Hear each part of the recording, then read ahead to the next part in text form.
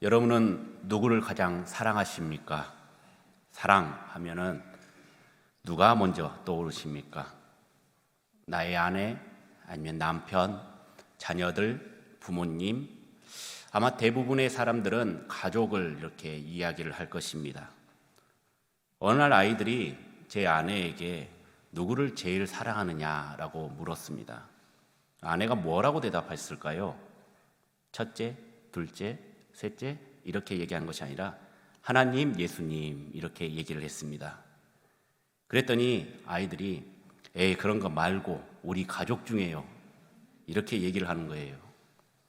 지금 아이들이 3명이 엄마가 누구를 더 좋아하는지 궁금한 것이란 것을 파악했던 이 아내는 꿋꿋하게 하나님이 우리와 함께 계시니까 하나님이 1번, 예수님이 제일 좋기 때문에 예수님이 2번, 그 다음 중에는 우리 가족 중에는 아빠, 그 다음에는 할아버지, 할머니, 이모들, 그 다음에 마지막으로 너희들 이렇게 대답을 했습니다. 첫째, 둘째는 그래도 조금 머리가 커서 우리 엄마 아빠는 저렇게 말할 줄 알았다라는 그런 반응이었고, 유일하게 막내만 눈물을 뚝뚝 흘리면서 왜 나만 안 사랑해 주는 거야 하면서 자기 방으로 막 뛰쳐 들어가는 모습을 보았습니다. 여러분들께 그 누구를 가장 사랑하느냐라고 그렇게 묻는다면 여러분들은 과연 누구라고 대답을 하겠습니까? 1초도 망설임 없이 하나님이 나왔으면 좋겠습니다. 아멘이 별로 없는 것 보니 아직까지 손주가 더 사랑스럽고 자녀들이 더 사랑스러운가 봅니다. 어떤 사람은 하나님이라는 그런 대답을 듣고 아마 말도 안 돼, 오바다, 자기만 잘 믿는 척하네, 거룩한 척하네 라는 그런 부정적인 반응을 보이기도 합니다. 방금 같은 분위기처럼요. 하지만 그런 말에 흔들리지 않고 굳건하게 하나님, 예수님을 외치는 믿음의 성도님들이 되었으면 좋겠습니다. 오늘 본문은 가나안 입성을 목전에 둔 이스라엘 백성에게 하나님의 백성으로서 마땅히 취해야 할 올바른 태도에 대해서 모세가 말씀을 전하는 내용입니다. 모세를 통해서 이스라엘 백성들에게 전한 그 하나님의 말씀을 우리도 그대로 받아들여서 어떤 자세로 인생을 살아가야 하는지 우리에게 들려주시는 하나님의 음성을 오늘도 함께 들을 수 있는 믿음의 성도님들이 되길 축원합니다. 우리 먼저 5절 말씀 함께 봉독하겠습니다. 너는 마음을 다하고 뜻을 다하고 힘을 다하여 내 하나님 여호와를 사랑하라. 아멘. 모세는 먼저 하나님을 사랑하라 라고 말씀하고 있습니다. 4절 말씀을 보면 이스라엘아 들으라 라고 시작을 합니다. 중요한 것은 사랑하라 이것과 들으라 이것과 모두 다 같은 명령이라는 것입니다. 권유나 부탁이 아닙니다. 사랑해 줄래? 아니면은 들어줄래? 이것이 아니라는 것이죠. 제발 들어주라고 애걸복걸하는 것도 아니고 강하게 담대하게 명령하고 있는 것입니다. 이스라엘아 들으라. 쉐마 이스라엘. 하나님을 사랑하라. 이렇게 강력하게 외치고 있는 것입니다. 오늘 이 명령이 여러분들의 마음속에도 강력하게 와 닿기를 바랍니다. 이 세상에는 수많은 잡다한 신들이 많이 있습니다. 또한 인간들이 자기 목숨보다 더 소중하게 여기고 사랑하고 추구하는 그런 우상들도 있습니다. 그러나 모세는 4절 말씀에 우리 하나님 여호와는 유일한 하나님이시다라고 우리 하나님만이 참 신이심을 선포하고 있습니다. 하나님은 어떤 분이십니까? 천지 만물을 창조하시고 하나님의 형상을 따라 인간을 만드신 분입니다. 우리를 만드신 분입니다. 인간의 생사화복을 주관하시며 그 길을 앞길을 인도하시는 분이 바로 여호와 하나님이신 것입니다. 이스라엘에게는 어떻게 역사하셨습니까? 모세에게 호렙산 떨기나무 불꽃 가운데서 이스라엘의 지도자로 그런 소명을 허락하여 주시고 모세를 통해서 이스라엘을 애굽의 압제로부터 인도해내신 하나님이십니다. 출애굽부터 시작해서 가나안 땅을 목전에 둔 이 시점까지 수많은 이적과 권능으로 이스라엘을 이끄신 분 또한 모세가 아닌 하나님이셨습니다. 이스라엘 백성들이 불평불만을 할 때마다 불순종할 때마다 그들을 다시금 깨닫게 하시고 다시금 은혜를 내려주신 분이 바로 하나님이신 것입니다. 모세는 하나님께 불순종하고 우상 숭배 그 죄를 이스라엘이 범할 때마다 준엄한 징계 채찍을 내리시는 분이라는 것을 너무나도 잘 알고 있었습니다. 그렇기 때문에 하나님이 제일 싫어하는 그런 이방신들 우상 숭배를 철저하게 없애고 오직 하나님만이 참 신이시니 하나님만을 사랑하라라고 명령하고 있는 것입니다. 이것이 이스라엘 백성들에게는 생사를 결정짓는 절대 요소가 되기 때문입니다. 특히 가나안 땅에 들어가야 할 출애굽의 2세대들에게서는 하나님이 참신이고 그들이 섬겨야 할 분명한 대상임을 정확하게 주지시킬 필요가 있었습니다.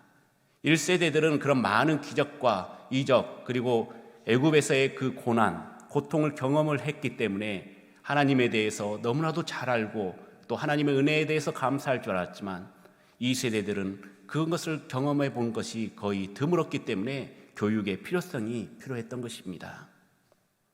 그렇다면 하나님을 우리는 어떻게 사랑을 해야 할까요?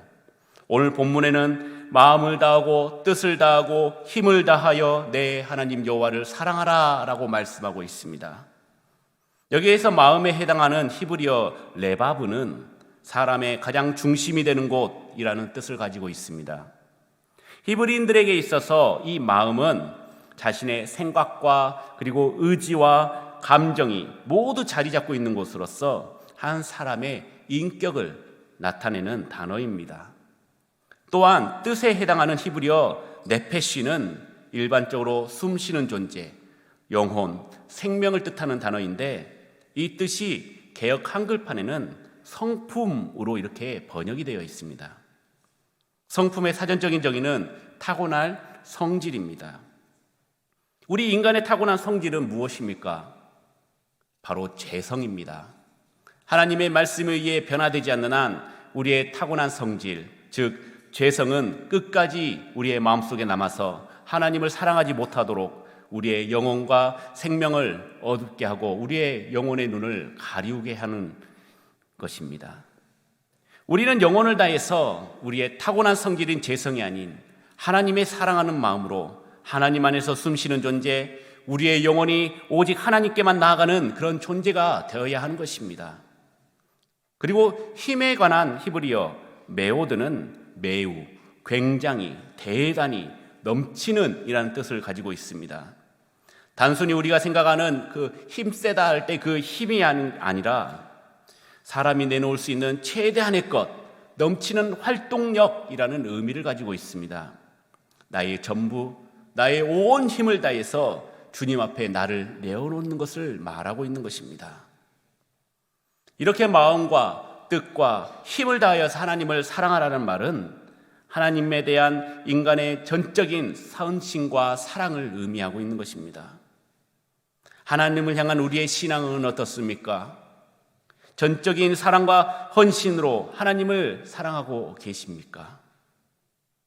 하나님의 크신 권능과 인도하심을 눈으로 목격한 모세 시대의 이스라엘 백성들조차도 하나님을 향한 사랑보다는 원망과 불평함이 더 많았습니다. 그러나 우리는 하나님을 직접 대면하지 못하는 성도의 신앙생활들은 어떠합니까? 그때보다 생활과 경제적인 면은 더 나아졌습니다. 더 생활이 윤택해졌습니다. 부족함이 없이 살아가고 있습니다. 하지만 이로 인해서 신앙생활을 방해하고 유혹하는 세상의 풍요와 볼거리가 주변에 같이 커져버렸습니다.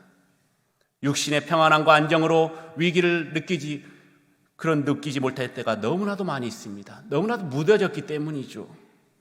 한마디로 신앙생활하기, 하나님만 의지하며 살아가기가 너무나도 힘든 세상입니다. 옛날에 나무와 나무를 사랑하는 한 소년이 있었습니다. 아낌없이 주는 나무라는 동화가 있죠. 소년은 매일 나무 주위에서 놀았습니다. 떨어진 나뭇잎을 주워서 왕관을 만들어서 놀기도 하고 또 나뭇가지에 매달리기도 하고 열매를 따먹으면서 즐거워했습니다. 그러나 소년이 나이가 들자 나무는 혼자 있는 시간이 더 많아졌죠. 어느 날 소년이 나무에게 얘기합니다. 물건도 사고 신나게 놀고 싶은데 돈이 없어. 그러자 나무는 자신에게 돈은 없고 열매를 따다가 이걸 팔아서 돈으로 가지고 사고 싶은 것을 사라라고 이렇게 얘기를 했습니다. 소년은 나무에 올라가서 열매를 따서 그리고 제 갈 길로 가버렸습니다. 그리고 오랫동안 소식이 없었습니다. 나무는 슬펐습니다. 그러던 어느 날 소년은 청년이 되어서 나타났습니다. 그 나무는 너무나 반가워서 이렇게 말합니다. 예, 가지에 매달려 즐겁게 우리 함께 놀지 않을래? 이렇게 얘기를 하는데 소년이 얘기합니다. 나는 한가하게 놀 시간이 없어. 결혼도 하고 집도 지어야 해. 그러자 나무가 그러면 나뭇가지를 베어서 집을 지어서 행복하게 살렴 이렇게 얘기를 하니 소년이 나뭇가지를 베어서 집으로 돌아가는 모습을 보며 나무는 행복해했습니다. 오랜 시간 지난 후에 소년은 중년이 되어서 나무에게 나타나 또 말합니다. 바다 건너 먼 곳으로 갈 배가 필요해. 그러자 나무가 내 나무를 베어다가 둥지를 베어다가 배를 만들어라고 말합니다. 소년은 톱으로 나무를 잘라서 그 기둥을 가지고 어디론가 또 사라져 버렸습니다. 중년이 된 소년의 뒷모습을 보며 나무가 잘렸지만 그래도 행복했습니다. 그 후로 오랫동안 소년은 나타나지 않고 나무는 몹시 괴로워했습니다. 그리고 외로워했죠. 세월이 흘러 소년은 초라한 할아버지가 되어 나타났습니다. 나무는 매우 반기면서 이제 어떡하지? 나는 너에게 더 이상 줄 것이 없는데 라고 얘기를 하니 소년은 그 잘려나간 나무 밑둥에 앉아서 편히 쉬면서 얘기합니다. 고맙다, 감사하다. 인간의 사랑이 받기만 좋아하는 초라한 할아버지의 모습이었다면 예수님의 사랑은 그 밑둥까지 잘라주기까지 한없는 사랑을 베푸는 아낌없는 나무의 모습이 아닙니까? 우리가 마음을 다하고 뜻을 다하고 힘을 다하여 하나님을 사랑해야 하는데 이 소년처럼 우리는 하나님의 사랑을 당연하듯이 받아들이고만 있지는 않습니까? 예수님께서는 가진 고난을 당하고 십자가에 물과 피를 다 쏟으시기까지 우리를 위해서 마음을 다하고 뜻을 다하고 힘을 다하여 우리를 사랑해 주셨는데 우리는 그 사랑을 외면하고 무시하고 있지는 않습니까? 우리의 인격과 성품과 온 힘을 다해서 하나님을 사랑했으면 좋겠습니다. 그리고 이것이 우리에게 주어진 명령임을 깨닫고 우리가 이 말씀을 잊지 않고 마음과 뜻과 정성을 다하여서 힘을 다하여서 하나님을 사랑하시는 믿음의 성도님들이 되시길 축원합니다. 우리 계속해서 6절에서 7절까지의 말씀을 함께 봉독하겠습니다. 오늘 내가 내게 명하는 이 말씀을 너는 마음에 새기고 내 자녀에게 부지런히 가르치며 집에 앉았을 때든지 길을 갈 때든지 누워 있을 때든지 일어날 때든지 이 말씀을 강론할 것이며 아멘. 지금까지 이스라엘 백성은 하나님의 말씀은 듣기는 들었습니다. 그런데 조그마한 어려움에도 그 말씀을 망각하고 믿지 않고 쉽게 불평불만하면서 모세를 원망하는 태도를 보였습니다. 모세는 말씀에 대한 이스라엘의 태도가 문제가 있음을 알고 하나님을 사랑하라 라고 말한 후에 말씀을 기억하라 라고 말하고 있습니다. 그냥 들어가 아닙니다. 잘 들어봐. 이것은 하나님의 말씀이야 라는 것이 아닙니다. 하나님의 말씀을 건성으로 듣지 말고 마치 돌판이나 동판, 철판 따위에 글을 새기고 조각하는 것처럼 하나님의 말씀을 우리의 마음판에 조각하고 어떠한 상황에서도 그 말씀을 기억하고 흔들리지 않는 굳건한 믿음을 가지라는 명령이었습니다. 어떤 사람들은 자신의 사랑을 증명하기 위해서 연인의 이름이나 사랑을 시작한 날짜를 몸에 새기기도 합니다. 또한 좌우명을 새기기도 합니다. 또 어떤 사람은 말씀을 몸에 새기기도 합니다. 물론 문신이 좋은 것은 아닙니다. 하지만 이들은 왜 몸에 이런 것을 새길까요? 그것은 기억하기 위해서입니다. 절대 잊지 않겠다라는 다짐과 굳은 의지였던 것입니다. 마찬가지로 성도는 하나님의 말씀을 마음판에 반드시 새겨야 합니다. 늘 우리의 모든 의지가 하나님의 말씀에 집중되어 있고 마음에 가득 차야 입으로 우리의 하나님의 말씀이 나오고 그 말씀에 따라서 하나님께 순종하는 삶을 살 수가 있게 되는 것입니다. 본래 하나님께서 율법을 주신 그 목적은 율법을 통해서 하나님을 경외하는 것을 배우게 하려는 것이 목적이었습니다.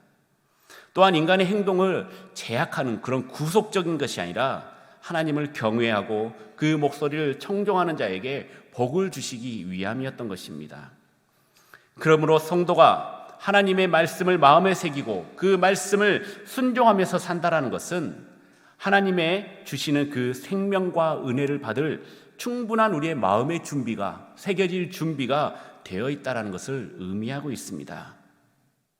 그러나 가만히 우리의 마음을 살펴보시면 말씀은 어디 있을까요? 우리 중심에는 무엇가 있습니까? 늘 세상에 대한 그런 갈망과 욕심이 자리를 잡고 있는 것이 우리의 연약한 모습이 아닙니까? 주객전도라는 말이 있습니다. 주인과 손님이 바뀌었다라는 거죠.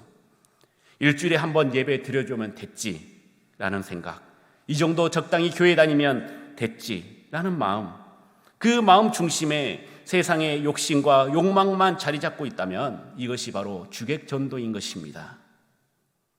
이제 우리의 마음에 보이지 않는 곳에 내버려 두었던 하나님의 말씀을 다시 우리의 마음의 중심으로 끄집어 올려서 우리 마음판에 새기고 우리에게 전하는 참된 행복을, 말씀을 체험하는 여러분들이 되길 간절히 소망합니다.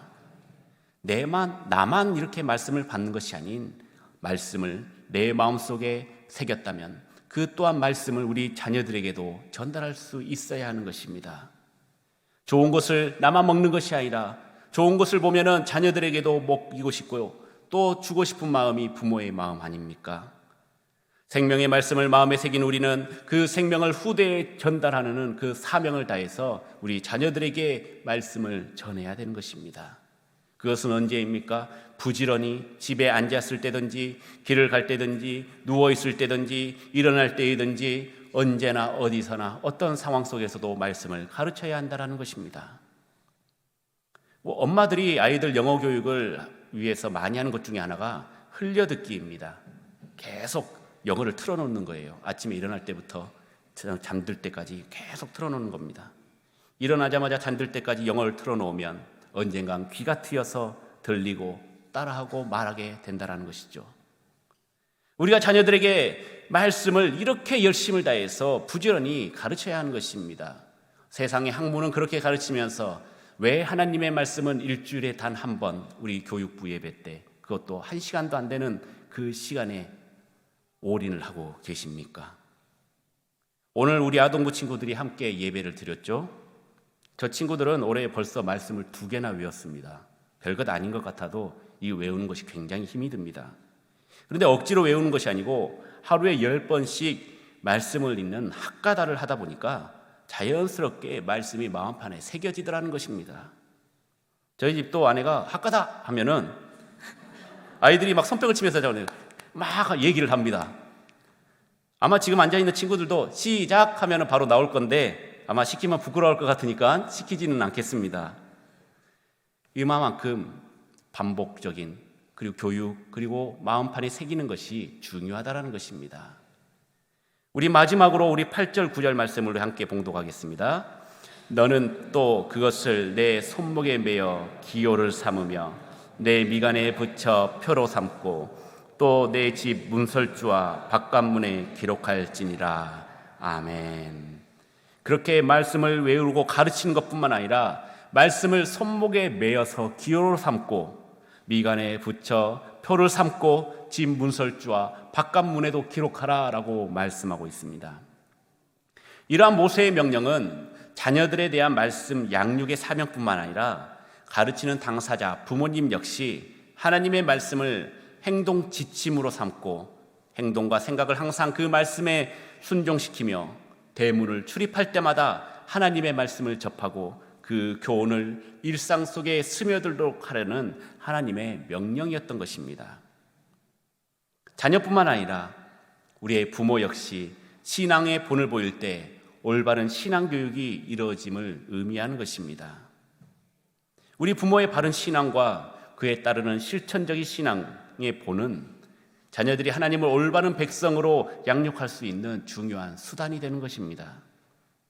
그렇기 때문에 교회에서만 신앙교육을 전폭적으로 맡기지 말고 자녀의 영적 교육은 교회 교육과 더불어서 여러분들에게 맡겨진 하나님의 소명임을 기억하시길 바랍니다.